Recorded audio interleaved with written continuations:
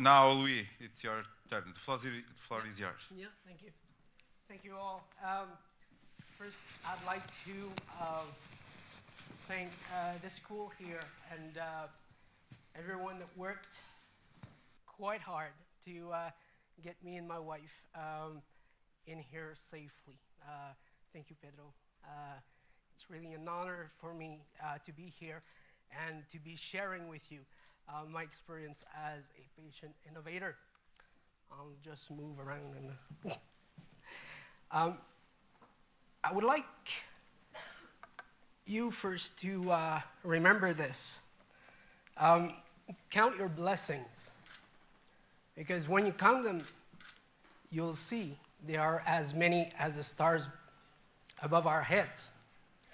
And that is true with the disease that we face and the life that we cherish. And for me, this is the beginning of my experience. This is the beginning of my my journey to invent the frequencer. Oops, this is not working. Oh yeah, this is my lovely wife. I'm telling you that because you will understand. This is my lovely wife. I married her 15 years ago, and she's been beside me since then. And for me to be able to have this wife beside me, it's really a blessing. I have a disease called cystic fibrosis. When I was born, doctors wouldn't give me life until my teens. So I'm 37 years old. I guess I've beat them. And I'm still here. You know, I'm still on 2 feet, and I think that's what is important. In 2001, I invented the frequencer, and I had a lung transplant in 2006. Right now, I'm undergoing chronic rejection for a year now, but still on 2 feet. This evening, I will speak to you about cystic fibrosis. I'll take 5 minutes just to explain to you what the disease is, how it works, and how it affects people and the world around us. Also, I'll tell you about my invention, how it came to be, and what it is. And I'll entertain you on the philosophical legacy of a project. I think that would be very applicable to this patient innovation platform. In short term, cystic fibrosis is CF, so I'll be using that all along. It is a genetic disease that is affecting the whole body. It is a systemic disease. It is a mutation on a specific gene. It's called, the gene is called the CFTR. It stands for Cystic Fibrosis Transmembrane Regulator. The CFTR is passed on during conception, so cystic fibrosis is not contagious. That's a good thing, so you can shake my hand and you won't get cystic fibrosis.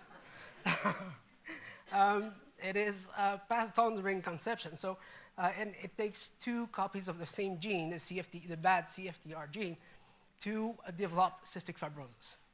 One person can have only 1 copy of the gene, and he won't develop cystic fibrosis. The genes will be passed on from parent to child. And if 2 parents have their CFTR, they will have 25% of chance of having a normal baby, a normal person. They will have 50% chance to have a person who will carry only 1 copy of the gene. And they will also have 25% of chance to have a person that will develop cystic fibrosis.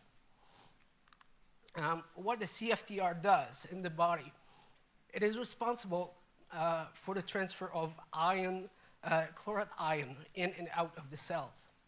And without this chloride ions, the surface of the cells won't be lubricated properly.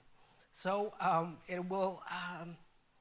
garbage will accumulate, and because of garbage being there, bacterial infection will be mostly likely to take place.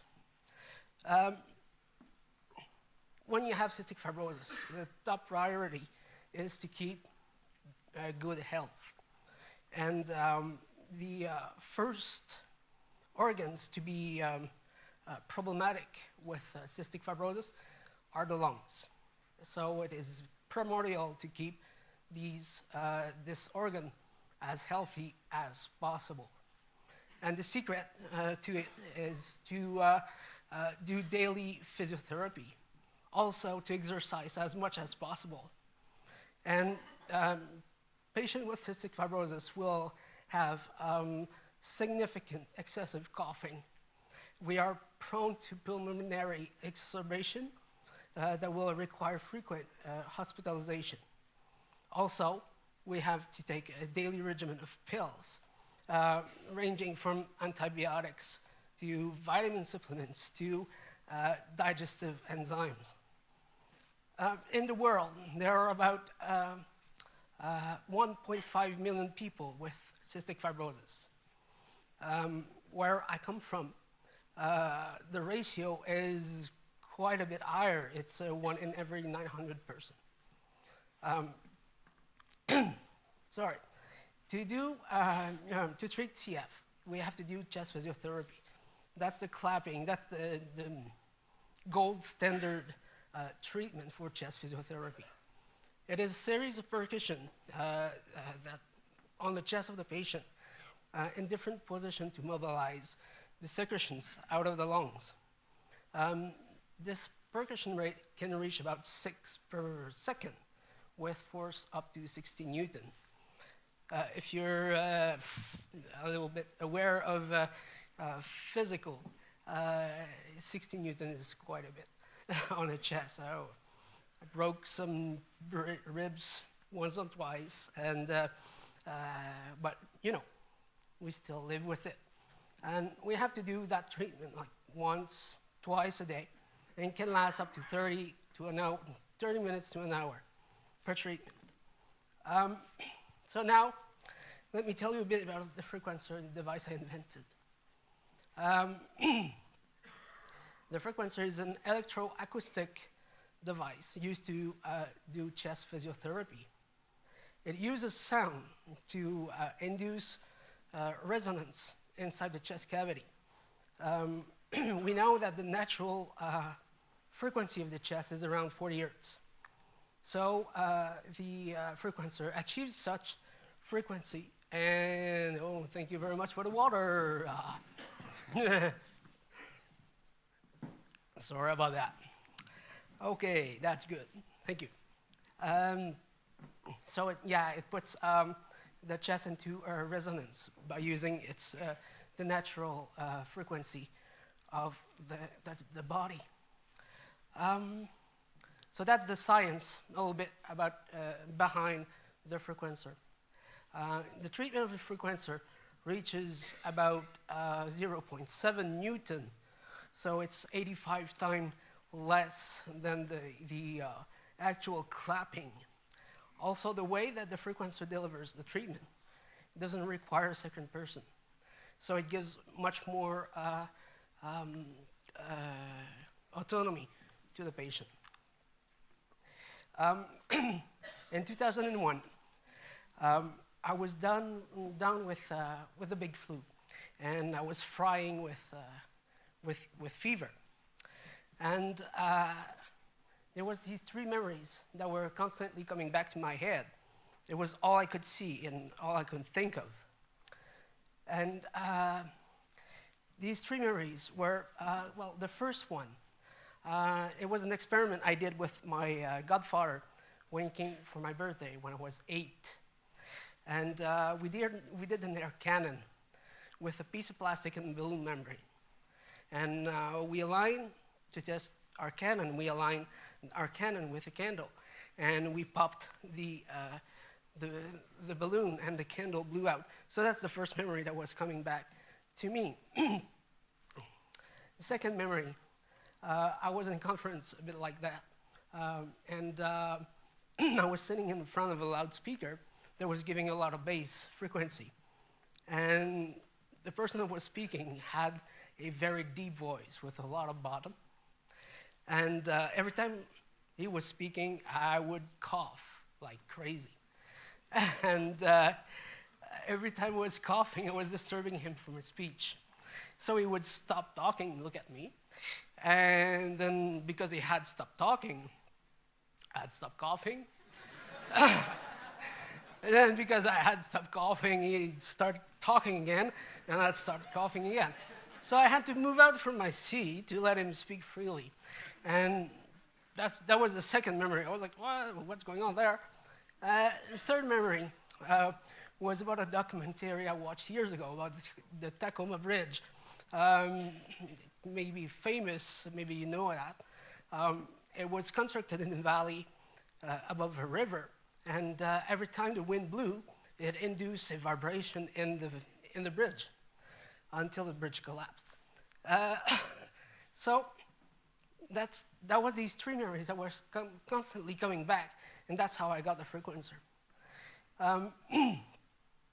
So I came back. I was doing so much fever. I was doing so much fever. I had to go to the hospital because of the flu. And when I saw the physiotherapist coming to do me clapping, then it hit me, not to do a bad joke. Really, I was seeing this lady coming, and I was hurting everywhere. I said, well, no, you're not touching me. You're not touching me. Then it hit me. I would try to use sound to move out my secretion out of my lungs. And when I was discharged from the hospital, I got back to my home. And I started to experiment with my wave generator, an amplifier, and a speaker.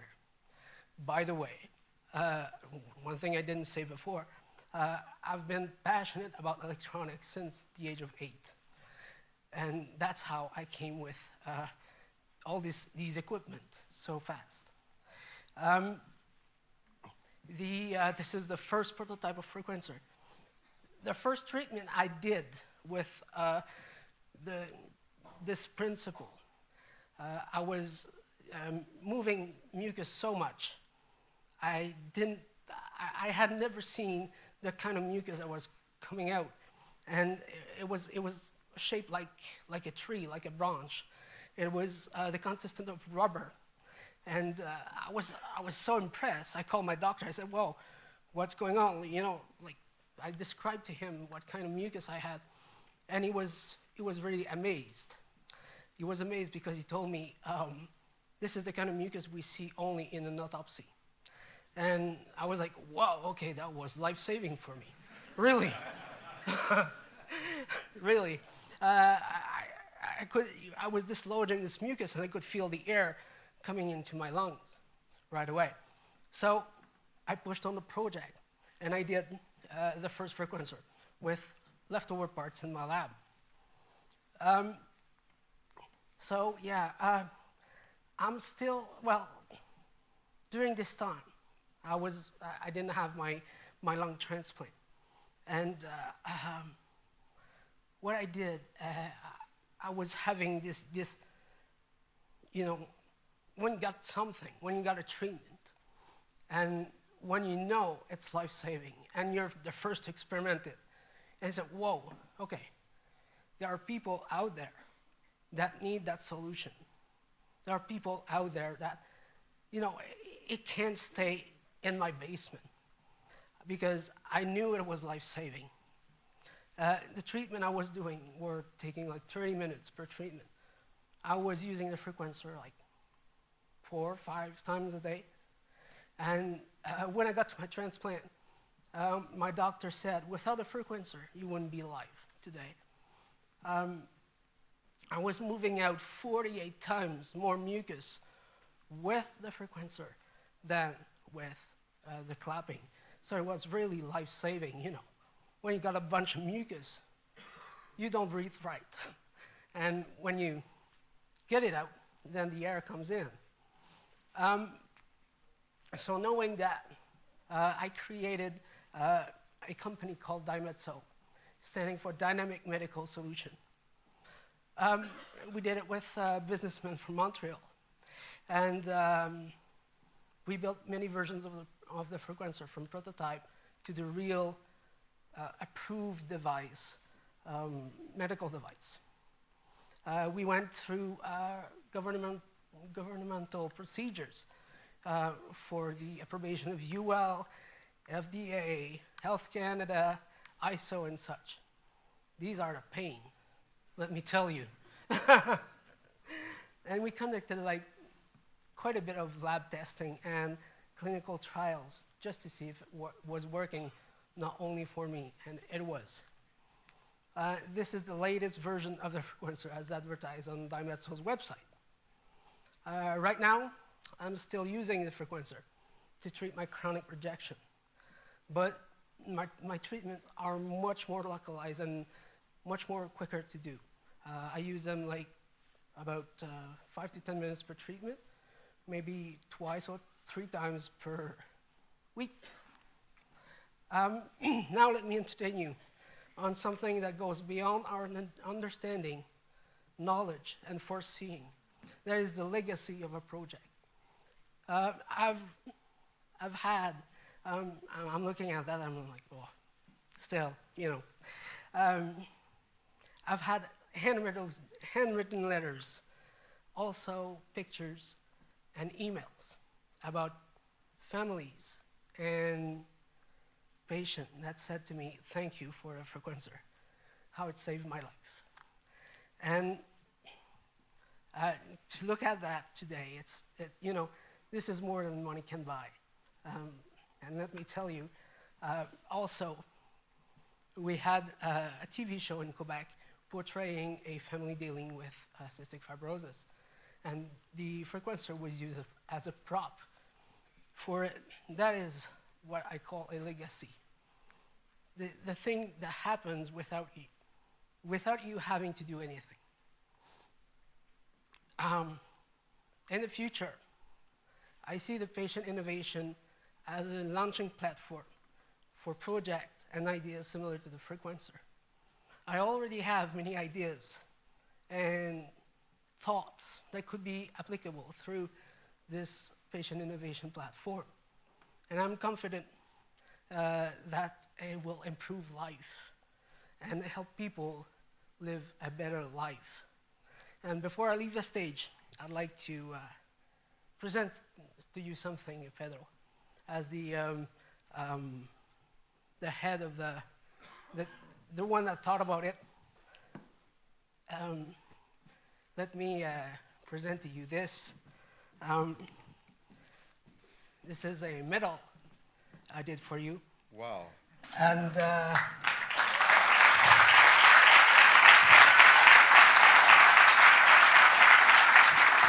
let me tell you. This is very touching. Let me tell you, I'm confident that this project will have its wing of its own, and that this idea will go a long way.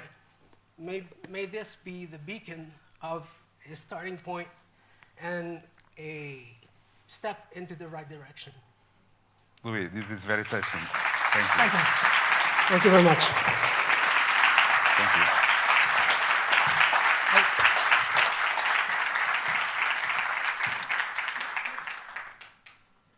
So I really think that this project started because of you. I think actually Harry and Monaco from Mass General Hospital, Eric Van Ippel were some of the people that at the time discussed the topic and actually pointed to you and then to Tolgolsworthy and then to many that came afterwards. So this is a very special moment for me. Yeah, Thank you that's so good. much.